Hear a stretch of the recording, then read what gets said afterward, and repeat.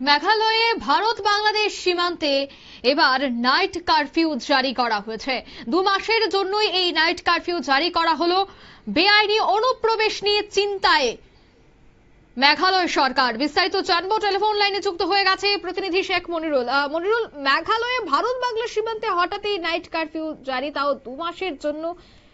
কি জানতে পারছো, বেআইনি অনুপ্রবেশ নাকি এর পেছনে আরো কোনো কারণ থাকতে পারে?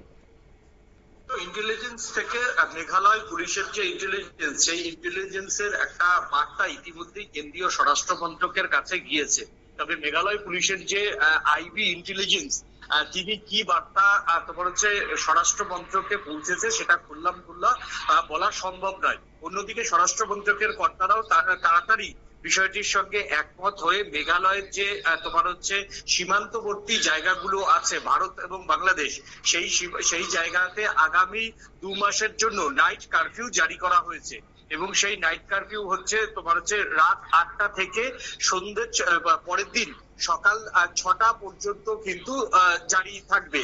এবং এই সময়তে তোমার হচ্ছে ভারত বাংলাদেশ সীমান্তে কোনো ব্যবসায়ী বা কোনো কাউকে পুলিশ বা তোমার হচ্ছে সেখানকার যে কর্তব্যরত যারা জওয়ানরা থাকবে সেন্ট্রাল প্যারামিলিটারি ফোর্সের, তাদের অনুমতি ছাড়া সীমান্তের পাশে সমস্ত রকম চলাচল অবৈধভাবে কিন্তু ধরা হবে।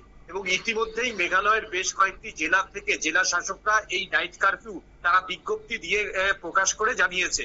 দেখো, তোমার হচ্ছে কয়েকদিন আগেই যেটা জানা যায় যে ইন্টেলিজেন্স পর্যায়ে ভারত এবং বাংলাদেশের যে বৈঠকটা হয়েছিল দিল্লিতে, সেইখানে ভারতের পক্ষ থেকে ইতিমধ্যেই তোমার হচ্ছে 78টি জায়গা বাংলাদেশকে তালিকা দেওয়া হয়েছে। সেই 78টি জায়গাতে প্রত্যেক জায়গাতেই তোমার হচ্ছে পাক গুপ্তচর সংস্থা আইএসআই এর মদতে সেখানে জঙ্গি ক্যাম্পগুলি চলছে। এবং তোমার হচ্ছে সীমান্তবর্তী এলাকাগুলিতেই এই জঙ্গি ক্যাম্প বেশি চলছে।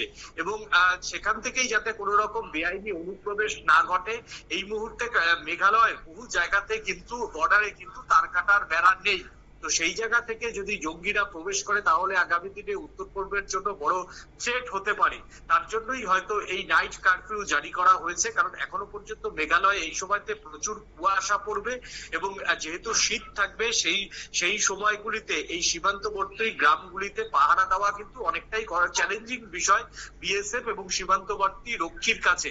তাই হয়তো কোনটা স্থানীয় মানুষ এবং বহিরাগতদের সম্ভবত আলাদা করে চিহ্নিতকরণ করতেই এইরকম নাইট কারফিউ জারি করে সীমান্তবর্তী এলাকাতে যাতে রাত 8টার পরে তোমার হচ্ছে অযাচিত ভাবে সীমান্তে কেউ ঘোরাঘুরি না করে। তবে বিশেষ করে বেশ কয়েকটি পার্বত্য এরিয়াতে যেখানে ভারত এবং বাংলাদেশ সীমান্ত রয়েছে, সেখানে কিন্তু সন্ধ্যে 6টার পরেই কিন্তু তোমার হচ্ছে বেশ কিছু মানে সাব ডিভিশন বলবো বা কিছু গ্রাম বলবো, সেই জায়গাতে কিন্তু এই নাইট কারফিউ কিন্তু সন্ধ্যে 6টার পর থেকেই চালু হবে।